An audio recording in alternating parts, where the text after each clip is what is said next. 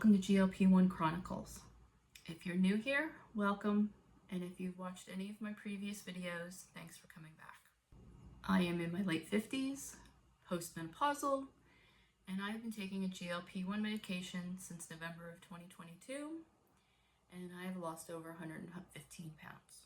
Okay, this is part 2 of my video on the documentary Fit for TV, the reality behind The Biggest Loser.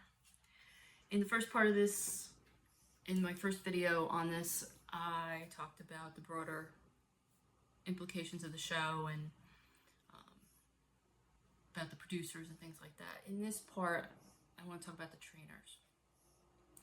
The trainers, specifically Jillian Michaels and Bob Harper, and their treatment of the contestants on the show and their attitudes, and neither are good. So I would encourage you to watch this documentary if you happen to have Netflix. It's 3 episodes. They're all about 40 minutes in length. It is difficult to watch, I'm not gonna lie, but I think it's important that we show the negative impacts that this kind of behavior has on people. And hopefully a show like The Biggest Loser would never happen now. Okay, let's talk about the trainers. The 2 main trainers were Jillian Michaels and Bob Harper. I think they had a couple other ones during the course of the show, but and Jillian left before the end of the show. So they had other trainers, but those were the 2 main trainers. And they always set it up as if Jillian was the bad cop and Bob Harper was the good cop. And this documentary will dispel that myth. Yes, Jillian Michaels would scream at people and all this other stuff, but Bob Harper admits that he had never trained morbidly obese people before this show. He worked with celebrities, and his example was Julia Roberts during the Pretty Woman days, I'm sorry. And so he readily admits he had no experience working with morbidly obese people. So he was portrayed as the good guy, the caring trainer, and they show a clip of him absolutely screaming at a contestant. So Bob's screaming at a contestant because she won't do 30 seconds on the treadmill. She stops at 20 seconds. And they showed Jillian. Jillian's on the other side of the gym.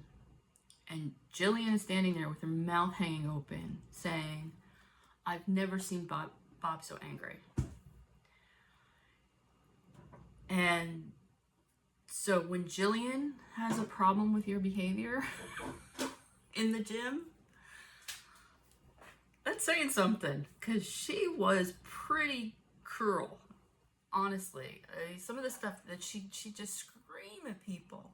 So in his interviews, Bob came across to me as very smug and very arrogant. And watching him berate a contestant was uncomfortable. And like I said, the fact that Jillian was stunned by his behavior should tell you something right there. It should tell you that he wasn't necessarily the good cop in this situation. One thing I was glad that they showed is Bob Harper, that's a few years ago, had a pretty severe heart attack. And he was in the hospital for a long time, and it was a pretty severe heart attack. And I think it was important they show that, because there's such a myth about thin equals healthy. And that's not always the case. And I think showing that, okay, there's this guy, he's training all of these people, but guess what? He's got health issues too. And so was something I was glad that the producers had talked about, or not the producers of the documentary showed that. Although Bob did say that Jillian was not the only person that didn't reach out to him afterwards, but, whatever. Unimportant. As for Jillian, she didn't participate in this documentary, and I'm not surprised, because she was grilled pretty badly, and she would have come across poorly. Well, she came across poorly, just by the clips from the show. Belittling people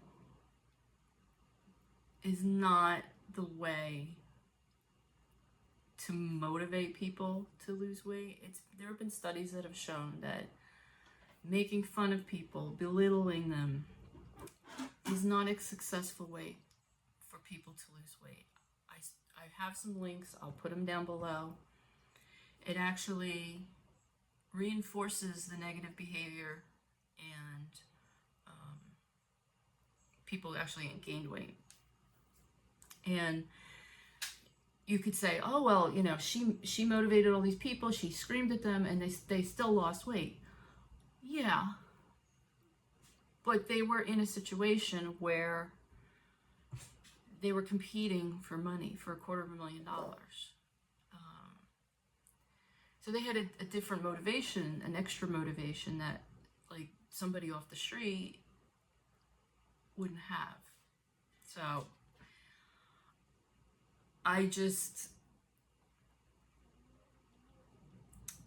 it's not belittling people is not a way to make them lose weight. I've been belittled, I've been made fun of.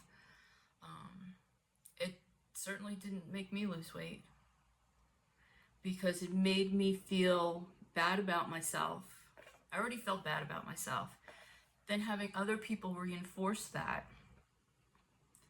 And then if you're the type of person who, if you're an emotional eater, that sends you off to go eat, to make yourself feel better, because you already feel terrible about yourself. And all of these, and that's all in your head, and then you have all these people on the outside saying that to you, reinforcing that feeling. So her methods I do not like, and I never did. And she's got issues beyond just how she treated contestants. There was, apparently during the course of the show, she was giving contestants caffeine pills. She claimed that they were better than them drinking coffee. Okay. When it was discovered that she was doing this, the producers decided to penalize her team, not her personally. I forget exactly what the penalty was. It was something like something about 4 pounds, that, whatever their total weight loss was for the week, for the entire team, they were going to add pounds to it. So it would be less. They would have lost less. So they're shifting the blame to the contestants for taking the pills, not the person who distributes them. Jillian didn't have any consequence for this. The team did. So they put these extra pounds on the team, making it that there was a better chance that someone from that team was going to get eliminated. So they're shifting the blame for these caffeine pills to the contestants because they're fat. Let's blame the fat person. Let's blame the fat people. Now the documentary never says how many members of that team took the caffeine pills, whether it was the entire team or just one person. So they're penalizing the entire, all of the contestants not penalizing the person who was giving them the pills. Yeah. It's always the fat person's fault. Yeah, not good.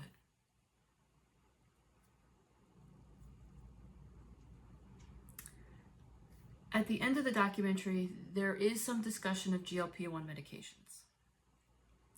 Jillian is against them, not surprisingly, because that cuts into her business.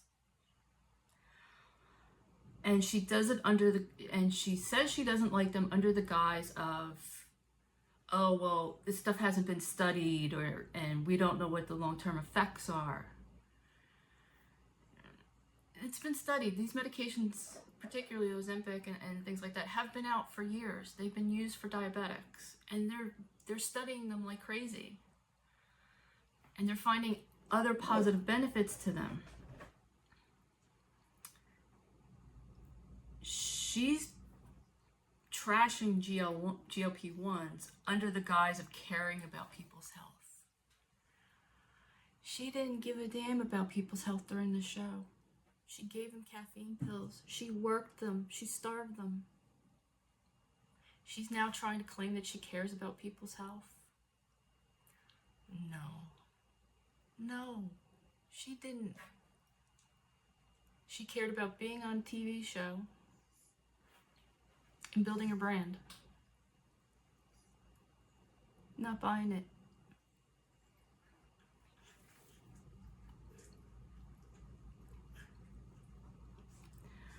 And, yeah, we all need to do better. We all need to do better. We all need to be kinder to people and not perpetuate these fat phobias and these myths about fat people. And yeah, we have to do better. So if you found this video informative or interesting, I would greatly appreciate it if you'd give it a thumbs up and consider subscribing while you're here. Thank you so much for watching. Have a great week.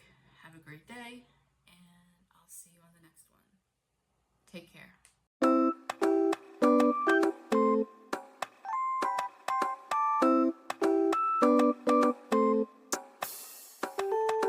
Give a little bit of loving, just a little bit the real.